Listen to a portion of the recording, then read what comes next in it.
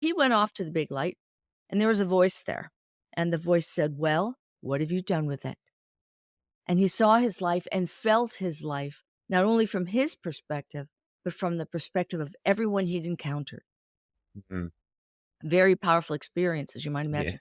This Yeah. gentleman, before he died, he used to beat his wife, and his hobby was cockfighting. He was not a nice man. So he saw all this stuff, felt all this stuff, and he wanted to stay. And the voice said, no, you have to go back. You have work to do. And the next thing he knew was slammed back in his body.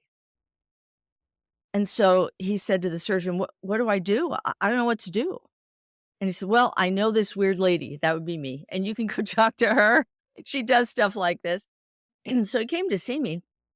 And I said, well, sir, how can I help you? He said, doc, you got to help me. I cry at toilet paper commercials now.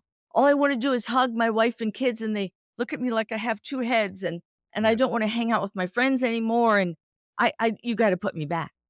I Mhm. said, you know what? If you want to go back to being that person, you can do that on your own. If you want Mhm. to learn to become the person you are now, that I can help you with.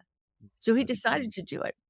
And today, that beautiful man, he was a construction guy, and he has these huge hands, like 10 Yeah. times the size of mine. And he now works in